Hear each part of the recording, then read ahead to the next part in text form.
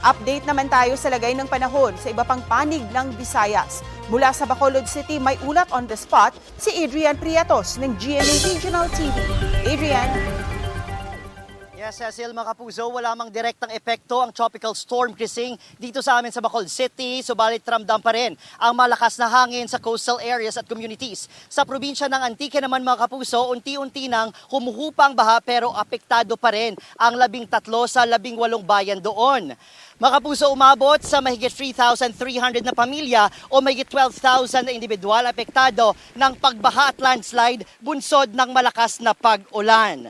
Mga kapuso, 2 taong patuloy na pinaghahanap sa bayan ng Sebaste matapos umanong tangayin ng malakas na tubig sa ilog. Nagsagawa na ang LGU at DPWH ng clearing operation sa mga kalsadang hindi madaanan.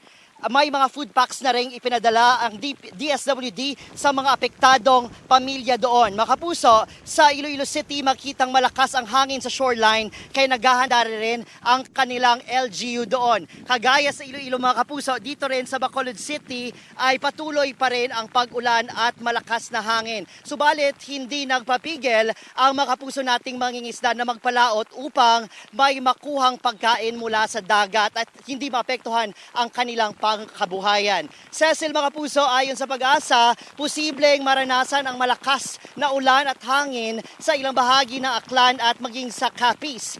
Kaya paalala ng Pag-asa, mga kapuso, maging alerto sa posibleng pagbaha o landslide. Cecil, yan munang latest mula rito sa Bacolod City at Negros Occidental. Maraming salamat, Adrian Prietos ng GMA Regional TV.